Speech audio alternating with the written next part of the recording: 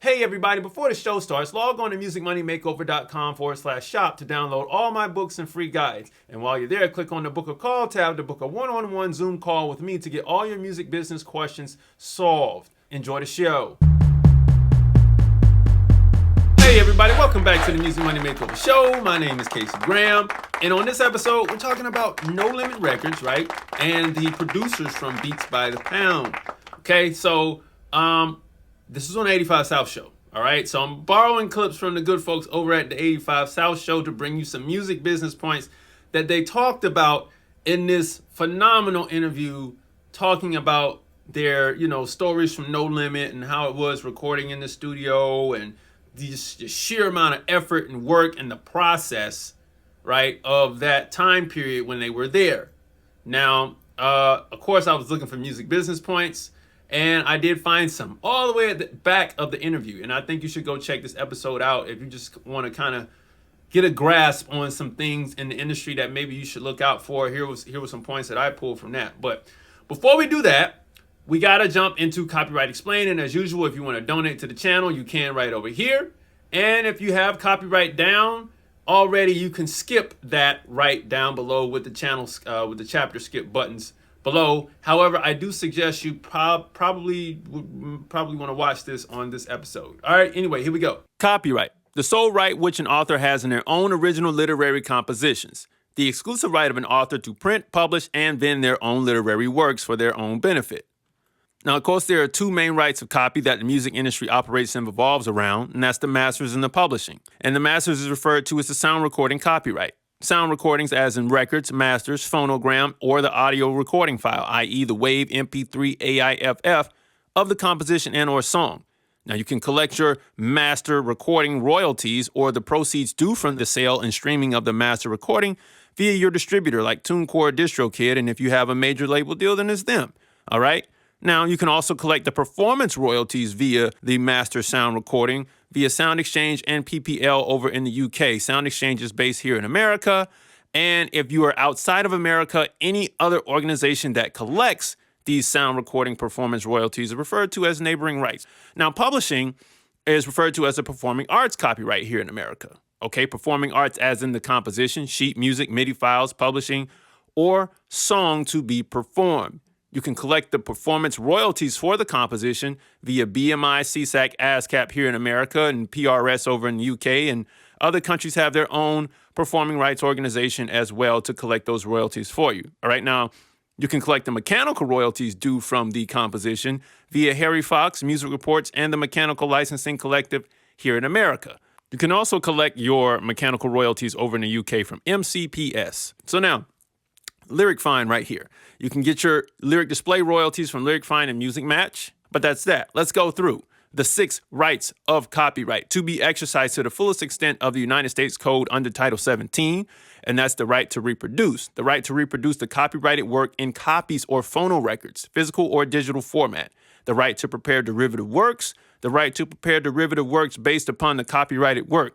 The right to distribute copies or phonorecords of the copyrighted work to the public by sale or other transfer of ownership or by rental, lease, or lending. And then we have the right to public performance, the right to perform the copyrighted work publicly, the right to public display, the right to display the copyrighted work publicly, and the right to digital performance, and that's the right to digital audio transmission performance. All right, so we're back, and I got to jump into the first clip. All right, the first clip is based on record producers. Check it out. And one thing I want to add to the production, the question you asked about what advice do we have to give these young producers.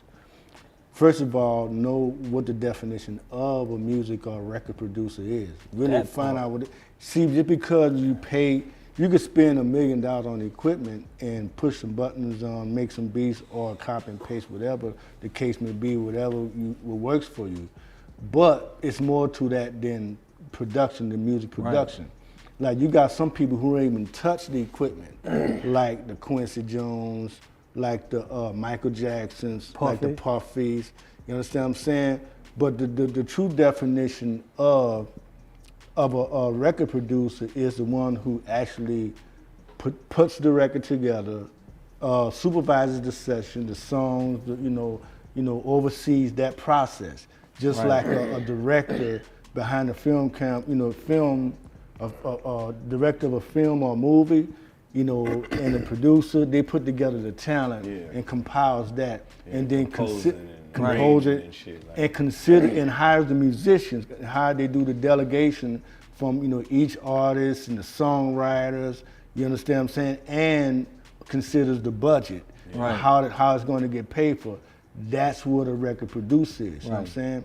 All right, so look, I want to jump into a slide really quickly to kind of break down the record producer, right? Because I think a lot of you all that are just getting started as producers, when you start to level up, you get confused, you might get offended at certain processes from certain artists, and you can't understand why you don't get that glorious 50% of the record that you think you deserve. All right, because you don't know the history of the music industry, you don't know where things were, and what it actually takes to make a record beyond you just making the beat. So that, this first point was a record producer, and I'm going to show you what that can double as. Check it out.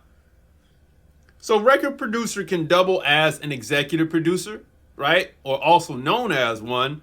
The label president, whether it be an indie, major indie, could also be an executive producer, or the major label could also be, the label president could be an executive producer. The A&R, the manager, whether it be like an indie band or whatever, all right, or a producer with the majority share of the album could be an executive producer or a record producer, right? Or a songwriter with the majority share of the album, or the songwriter that is putting things together for this artist, all right? The director, the overall, it's kind of like in the film industry, you have it's like being the editor, all right, the line producer, the producer, and the director all in one on an album, all right? And usually as an independent producer, when you're doing one song, that is not you, okay? So usually the executive producer will get anywhere from 1 to 2 points, or 2 to 3, depending on what the deal was or how rich it was. All right. And sometimes that can eat into what the artist will be getting, overall. So it just all depends on how it works. Sometimes they can eat into part of your producer royalty too. A point may be reserved on that song, blocking you from getting a full 4 or 5%, which one you're negotiating. And that can happen as well. It can also happen where that executive producer gets publishing, and you may not get that 50% that you're looking for, right? So you have to understand there are other people involved with making the record. Now, let's jump into the Beatmaker conversation. A Beatmaker is just so happen to be like a drum, it's what you call a drum programmer. If you read old credits, like that had drum programming, like we have a beat machine, like the 808, so on and so forth, the MPC 60, that's what that particular processing title is called a drum programmer. Right. You know what I'm saying? So first of all, just because you made a beat doesn't make you a producer, man. So yeah, first define what is a music producer or record producer before calling yourself that. You know what I'm saying? And then know what comes with that territory. All right, so this one kind of goes without saying. If you are the new producer on the block, okay, and you're making the beat, chances are you don't quite know how to run a session just yet. All right, you might have some hot beats, right? Really dope fire. You really don't know how to coach the artist in the studio. You don't know how to arrange the song to make it even better. You're not thinking of things like, oh, let's go hire a guitarist right here for a solo part. Let's just change this beat around right here. Let's make some drops right here. You're not thinking in those terms. So you just made the beat, which essentially you're like, he said, a programmer. Okay. You're a programmer who back in the day would program the 808 machine, the 909 machine. You would probably program the synths. All right. You would program the MPC back when talking about the MPC 60 at that time, the Roger Lynn joint. You know what I mean? Those are programmers. Before it only took a few years before people really started to really just wholeheartedly sample on that MPC and make flat out songs, for everything. But yet and still, you're just programming the samples to put on the tape. And you still got to do much more than that to finish the production of the record. So understand your position. If you're just making the beat, you're just making the beat. Your shares are going to be diluted in publishing and your producer points somewhere around those areas, okay? So when you want to become a real producer, you got to level up your chops, okay?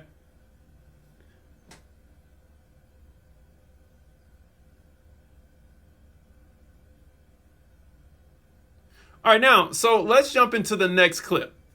Yes, Nah, but indeed. that's what it is, though, bro. Like, you know, produce. That's why when people say that nigga fucking Puffy don't produce, yeah, he do. Yes, he does. Because like when you gotta look at an essay, let's give one scenario to where like say an artist may be in the booth and they say, yeah, I want sweet potatoes. Nah, don't say sweet potatoes, say mashed potatoes. Right. So that's a suggestion. So he's actually the one who's directing that, who is the producer, Right. saying like, hey man, do it this way, or say it, dictate it certain kind of way. You know what I'm saying? You don't supposed to get no goddamn 80% of the publishing for saying this shit. That part. Mashed Yeah. potatoes? Well, well, now we talking about songwriting now. Yeah. You know what I'm saying? I don't know That's nothing about it. I ain't never.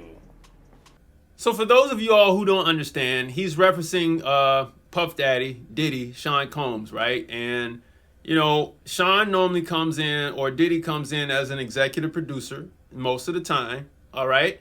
He's also going to come in as a producer, okay? And then he also will sometimes come in as a songwriter, all right? So because that happens, you got to understand, if he's saying, do this line, don't do that line, he kind of has the authority to do so. And just because he's making those suggestions doesn't mean that he's not producing. So you got to watch who you bring in the studio with you.